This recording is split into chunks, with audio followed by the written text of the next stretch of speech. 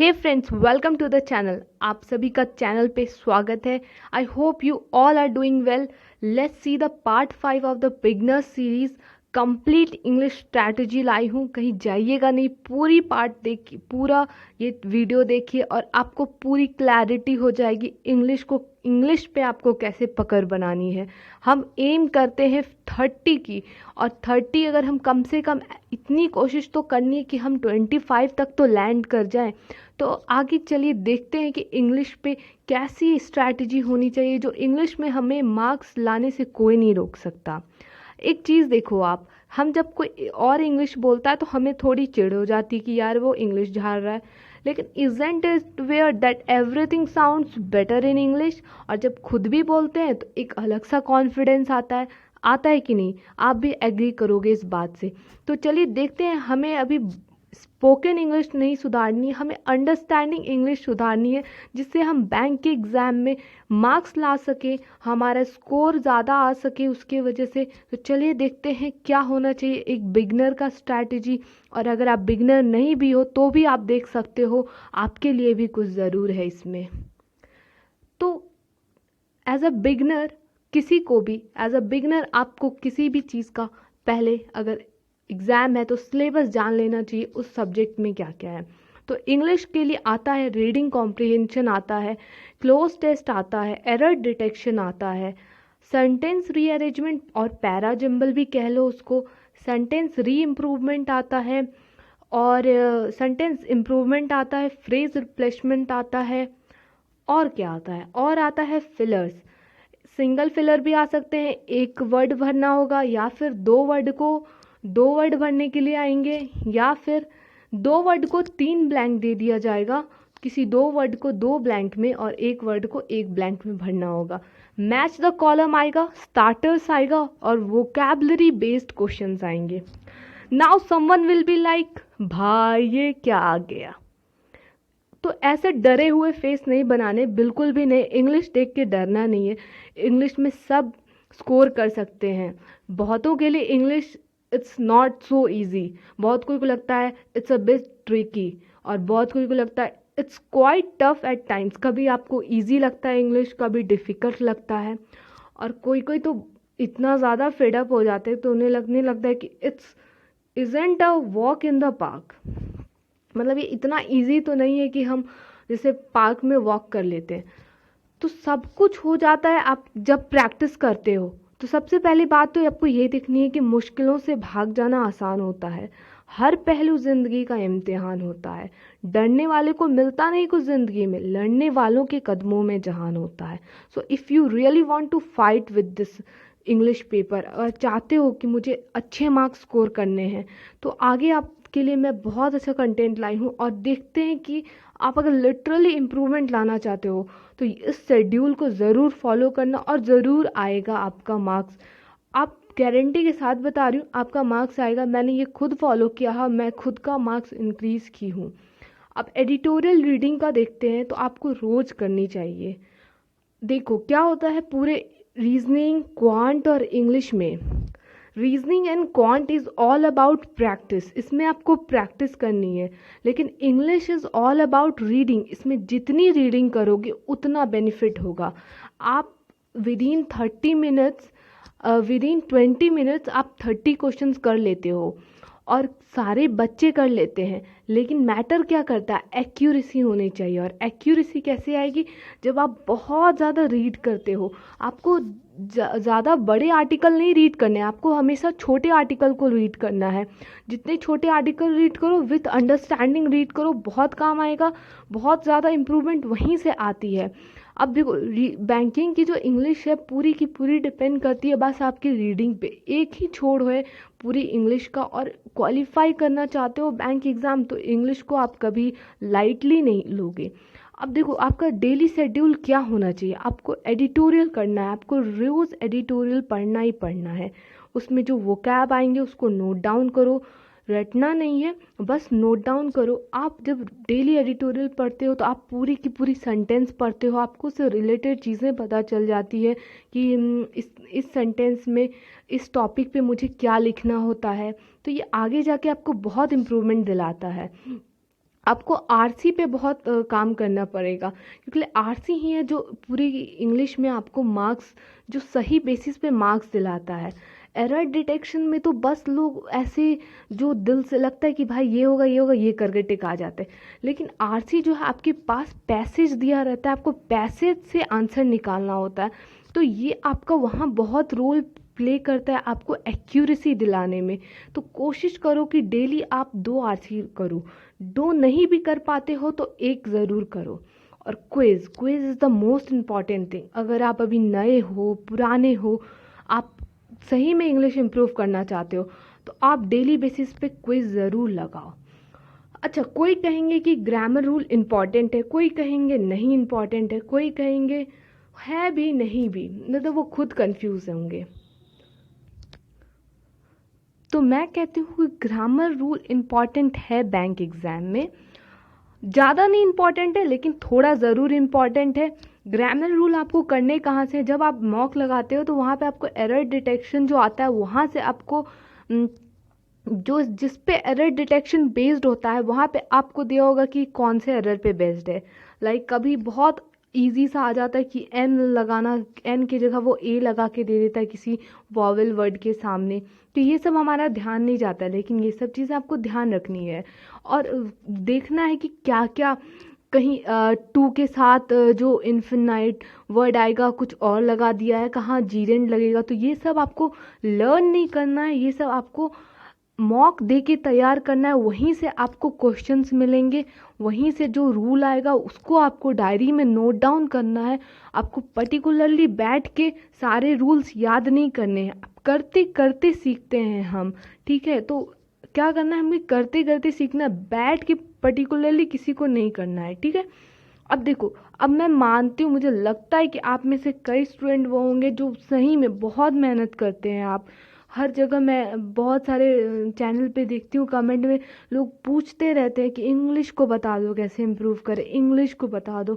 तो इंग्लिश अगर लिटरली आपने एडिटोरियल भी डेली पढ़ा है, आरसी भी किया है, क्विज भी किया है और थोड़े बहुत ग्रामर्स रूल्स भी पता है, फिर भी अगर इम्प्रूवमेंट नहीं आ रही है, तो अब आप आखिरी टेक्निक जो बता रही हूँ इसके अलावा आपको कुछ नहीं करना, आपको लगानी है सेक्शनल मॉक इंग्लिश की। बता रही हूँ, बस इंग्लिश की सेक्शनल मॉक लगाओ, क्योंकि अभी तक आपने इंग्लिश पे तो ऊपर ऊपर इधर उधर से मेहनत कर ली, लेकिन जो मॉक वाला जो रियल प्लेटफॉर्म है उस पर मेहनत नहीं की, उस पर क्या स्ट्रैटेजी होनी चाहिए उसको नहीं देखो। अगर आप जो है 30 क्वेश्चन में अगर आप 5 क्वेश्चन ही अगर आप बाई चांस लेते हो, बहुत कम ले रही हूँ कि सही करते हो, तो देखो कि रेस्ट के जो 25 क्वेश्चंस हैं मैं क्यों नहीं कर पाया, और उसमें अगर मैं कर भी पाता तो मैं क्या कर पाता। और अगर देखो कि क्या क्या मेरे रॉन्ग हुए हैं, तो अगर सपोज़ एरर किसी का रॉन्ग हो रहा है तो समझ लो कि आपका एरर टॉपिक वीक जा रहा है। क्या उसके साथ साथ आप आरसी के भी क्वेश्चन रॉन्ग कर रहे हो? अगर आरसी का क्वेश्चन रॉन्ग हो रहा है तो इट मीन्स कि आपका आरसी वीक है। तो जब एरर और आरसी में आपको कन्फ्यूज़न आ जाए कि एरर भी मेरा कट रहा है, आरसी में भी कट रहा है, तो आपको करना है आरसी को ज़्यादा इम्प्रूव। एरर में आपको ग्रामर पे नहीं भागना है, आपको करना है आरसी पे ज़्यादा इम्प्रूवमेंट आपको करनी है। रेगुलर एडिटोरियल तो रीड करते हो, आपको साथ के साथ रोज़ एक आरसी पढ़नी है, पूरा टाइम लगा के पढ़ो, आराम से पढ़ो। और जब आप क्वेश्चन देखोगे तो आपके पास आंसर होगा, आपको वापस आरसी में जाके ढूंढने की ज़रूरत नहीं पड़ेगी। समझ रहे हो ना? तो अब आपको लगाना है रेगुलर मॉक, और वो भी क्या, सेक्शनल मॉक लगाना है, बस सेक्शनल, क्योंकि आपका पर्टिकुलर फोकस किस पे होगा, आपका इंग्लिश सेक्शन पे होगा। और आप देखोगे 30 में आप कितना स्कोर कर पा रहे हो। 5 करते हो तो टारगेट करो मुझे 10 मार्क्स लाने हैं, 10 करो तो टारगेट करो 15 लाने, 15 करते हो तो 20। और अगर आप 30 में 20 मार्क्स इंग्लिश में ला रहे हो तो बहुत अच्छा मार्क्स ला रहे हो, आप एक्यूरेसी बहुत अच्छा बना रहे हो आप अपनी, समझ रहे हो। और बच्चे क्या करते हैं, विदाउट एक्यूरेसी अटेम्प्ट करके आ जाते हैं 28 29 आउट ऑफ 30, और जब आता है मार्क्स तो 14 15 आ रहे हैं। तो आप समझ रहे हो आप अच्छे कि वो। तो आप जब इम्प्रूवमेंट करोगे, रेगुलर टेस्ट लोगे, तो आपकी ज़्यादा इम्प्रूवमेंट आएगी उनके मुकाबले, ठीक है। तो चलिए देखते हैं आगे। अब आप देखो, लिटरली आप इस जॉब को पाना चाहते हो, बैंक के जॉब को, तो are you so much enthusiastic to get job in bank? अगर सही में इंथुजियास्टिक हो, आप देख रहे हो, तो आपको इंग्लिश को लाइटली नहीं लेनी चाहिए। 80 टू 85 बच्चे वही बैंक एग्ज़ाम को क्वालिफाई करते हैं जिनकी इंग्लिश अच्छी होती है। मैं ये नहीं बोलती हूँ कि उनकी इंग्लिश 100% बहुत धांसू होती है, वो नहीं, मतलब एक अच्छे लेवल तक होती है कि वो डिसेंट मार्क्स तक स्कोर कर लेते हैं। तो इंग्लिश को वैसी इम्प्रूवमेंट रखनी है। और इंग्लिश को क्यों इम्प्रूव करना है उसका मेरे पास अच्छा एक जवाब है, इसलिए क्योंकि ये आपको कभी डिच नहीं करेगी। आप बोलोगे इंग्लिश डिच नहीं करती, इंग्लिश हमेशा डिच करती है, नहीं करेगी। आप आरसी पे आप जब करते हो रीजनिंग, आप फंस सकते हो पजल में, आपके 20 मिनट्स गए। आप क्वांट के क्वेश्चन बाय चांस आपको नहीं आ रहे मिसलेनियस और विद इन टाइम नहीं बना पाए, आपकी वहाँ स्पीड छूट गई, आपका क्वांट गया। लेकिन रीजनिंग में आप हमेशा देखोगे अटेम्प्ट हमेशा 29 जा रहा है बच्चों का। क्यों? एक्यूरेसी अलग छोड़ो, वो उतना तो पढ़ के तो अटेम्प्ट कर रहे हैं ना, मतलब क्या आपको ये दे रही है, आप उतना अटेम्प्ट कर ले रहे हो, उसमें 30 आउट ऑफ 30 आप अटेम्प्ट कर सकते हो। बशर्ते आपको करनी है रीडिंग इम्प्रूव, और जहाँ से आपको करनी है अंडरस्टैंडिंग इम्प्रूव। और जहाँ आपकी अंडरस्टैंडिंग इंग्लिश अच्छी हुई, आपको मिलेगा मार्क्स। और आप जब एक ही सब्जेक्ट में आप 29 लाओगे तो क्यों नहीं आप बैंक एग्ज़ाम क्लियर करोगे। और इंग्लिश से डरना नहीं है, अपने आप पे भरोसा रखो, बिल्कुल अच्छा होगा। अब देखो, इंग्लिश अब करते करते ये नहीं कि महारती ही बनना है इस सब्जेक्ट में, बस इतना पढ़ना है कि मेरा बैंक एग्ज़ाम क्लियर हो जाए, ठीक है। और बहुत अच्छी सब्जेक्ट है ये, इंग्लिश की ब्यूटी को आप जानो, बहुत आपको बहुत लाइफ टाइम काम देगा। क्या क्या काम देगा ज़रा वो भी देख लेते हैं। अब इंग्लिश को इम्प्रूव क्यों करना चाहिए? सबसे पहली बात तो अभी के टाइम पे आपको स्पोकन इंग्लिश पे नहीं, अंडरस्टैंडिंग इंग्लिश पे काम करनी है, ठीक है। क्योंकि हमें एग्ज़ाम के पर्सपेक्टिव से मार्क्स लाना है, हमें अपना स्पोकन कहीं अपने आप को रिप्रेजेंट खड़े होके ये स्पीच नहीं देना है, ठीक है। अब इंग्लिश आपको कैसे कैसे हेल्प करती है, जब आप एग्ज़ाम देते हो आपके विद इन सेकेंड आंसर आते हैं। आपको रीजनिंग के तरफ पज़ल पढ़ के फिर उसके सारे नोट डाउन करके फिर पज़ल बना के फिर आंसर नहीं देना है, इतना लंबा प्रोसेस नहीं करना है। बशर्ते आप उसको भी कर सकते हो स्पीड रहे तो। पर इंग्लिश में देखो, आप बस पढ़ते हो आंसर, पढ़ते हो आंसर, पढ़ते हो आंसर, आपको पर यहाँ क्या मैटर कर रहा है, यहाँ एक्यूरेसी मैटर कर रहा है, ठीक है। अब देखो कि ये जो है लेस टाइमिंग में आप ज़्यादा अटेम्प्ट करते हो। आप 20 मिनट्स आपको दिए जाते हैं, आप अगर अच्छी पकड़ बना लो तो आप 15 मिनट्स के अंदर भी इंग्लिश की सेक्शन को कंप्लीट करके रेस्ट ले सकते हो। आप अगर रीडिंग करते हो विथ अंडरस्टैंडिंग, ये आपको थ्रू आउट लाइफ काम देता है। कैसे? आप अगर सेलेक्ट हो गए बैंक में और बैंक का एम्प्लॉय बन गए, तो आप वहाँ पे आपको जो लेटर दिए जाएंगे पढ़ने के लिए, आपको उसको पढ़ने की अंडरस्टैंडिंग होगी तभी ना, नहीं तो आप पहले डरोगे भाई मेरे तक वो लेटर ना आए, कहीं आप छुपते भागे फिरते रहोगे। तो ये आपको जब आप रेगुलर पढ़ते हो तो आपकी वोकैब भी एडिटोरियल से, करंट अफेयर से आप अप टू डेट रहते हो, आपकी वोकैब इंक्रीज होती है। और डिस्क्रिप्टिव में आपको पूरे के पूरे सेंटेंस मिल जाते हैं कि क्या लिखना चाहिए, ठीक है। अब देखो, इम्प्रूवमेंट में भी काम, इंटरव्यू में भी ये काम इंटरव्यू में ये कैसे काम आता है, तो आप देखो, इंटरव्यू में थोड़ा बहुत इम्प्रेशन जमाने में ये काम आता है कि आप इंटरव्यू में बैठे हो और एक दो लाइन बस इंग्लिश की बोल दो तो इंटरव्यूअर को लगता है कि आपको इंग्लिश आती है। तो ये एडिट, और ये सब क्यों हो रहा है, ये आप डेली बेसिस पे एडिटोरियल पढ़ रहे हो इसलिए होता है। और मोस्ट इम्पॉर्टेंट थिंग, ये आपकी ग्लोबली स्पोकन लैंग्वेज है, और आपको इसकी अच्छी खासी तो बोलने की आनी ही चाहिए, समझने की आनी चाहिए। तो बोलने की तो रही बात बाद में, बोलने की तो इम्प्रूवमेंट आप कंटिन्यूसली सीरीज सब देख के ला सकते हो। पर आपको अभी करनी है बैंक एग्ज़ाम में स्कोर करना है, जिसमें आपको अच्छे मार्क्स आ सके। जस्ट क्वालिफाई नहीं करना है, कट ऑफ नहीं करना, क्लियर करना है, आपको मार्क्स लाने हैं इसमें, अच्छे मार्क्स। और वो आपको एडिटोरियल, क्विज, और जो मैंने आपको कहा आप डेली बेसिस पे करोगे तो पक्का आएगा। आप एक प्लान फॉलो करके देखो, 1 मंथ के लिए ट्रस्ट करो मेरे को, आप 1 मंथ के लिए ये चीज़ फॉलो करो, आपको ज़रूर इम्प्रूवमेंट आएगा। आप उसके बाद अगर आप 1 मंथ नहीं आया, आप चेंज कर लेना, आपको जिनका अच्छा लगे आप वो फॉलो करो, लेकिन 1 मंथ ज़रूर ट्राई करना। तो चलो देखते हैं कि आगे क्या है। तो आप मेरे साथ पहले ये प्रॉमिस करो कि, और बोलो मेरे साथ कि I will never miss daily editorial and quiz. आप डेली एडिटोरियल और क्विज नहीं मिस करोगे। क्या आप मेरे से प्रॉमिस करते हो?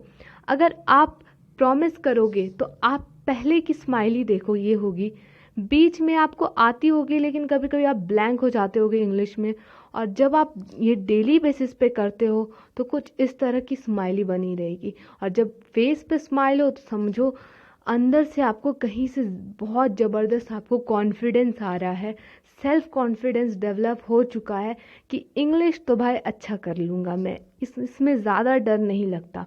और इंग्लिश में आपकी बस अंडरस्टैंडिंग, डेली बेसिस पे आप एडिटोरियल करते हो, क्विज़ में आपको आप अच्छी टेस्टिंग हो जाती है आपकी कि आप क्विज़ से ही आपको पता चल जाता है कि आप स्कोर कर पाओगे कि नहीं, और नहीं कर पाओगे तो आप फिर से उसको देखो कि कहाँ मैंने गलती कर दी, आप उस चीज़ को रिवाइज करो। और इंग्लिश एक रियल चीज़ है जो आपको सेल थ्रू करवाएगी बैंक एग्ज़ाम में। आप लिटरली क्वालिफाई करना चाहते हो तो ये सेक्शन आपको बहुत इम्प्रूवमेंट देगी। मैं बता रही हूँ, इस सेक्शन को लाइटली मत लो, और इम्प्रूवमेंट करोगे तो आएगी भी। अब देखो, आप support me to support you, मुझे सपोर्ट करो चैनल को सब्सक्राइब करके। आपको अगर, आपके लिए मैंने इतना मेहनत किया है, आपको हर जगह से कंटेंट ढूंढ के लाई हूँ, और हेल्प करो मुझे थोड़ा ग्रो होने में। आपके लिए मैं बहुत अच्छे अच्छे कंटेंट ला रही हूँ। आगे के पार्ट देखने के लिए, आगे पार्ट हमारा आ रहा है पार्ट 6, जिसमें मैं बताऊँगी आपको मॉक टेस्ट कौन सा लेना चाहिए, कट ऑफ क्या था पिछली बार का, और मॉक टेस्ट में आपको विथ प्रूफ दूंगी कि क्यों लेना चाहिए, क्या क्या डिफरेंस है। मैंने सारे मॉक ट्राई किए हुए हैं, महंगे से लेकर के सस्ते मॉक तक, अब कौन सा मुझे इस बीच अच्छा लगा और किस में क्या इम्प्रूवमेंट मिलेगा आपको, तो उसके लिए पार्ट 6 ज़रूर देखें। और थैंक यू सो मच, आप ज़रूर अच्छा इंग्लिश में करेंगे, अपने में कॉन्फिडेंस रखना आप सभी। और जिनको लग रहा है वीक चल रहा है तो आप सेक्शनल मॉक लगाना स्टार्ट करो, ऑफलाइन नहीं लगाना, सब ऑनलाइन काम होगा इंग्लिश में, सारी चीज़ ऑनलाइन करना। ठीक है फ्रेंड्स, मिलते हैं तब अगले वीडियो में। Till then bye bye and take care.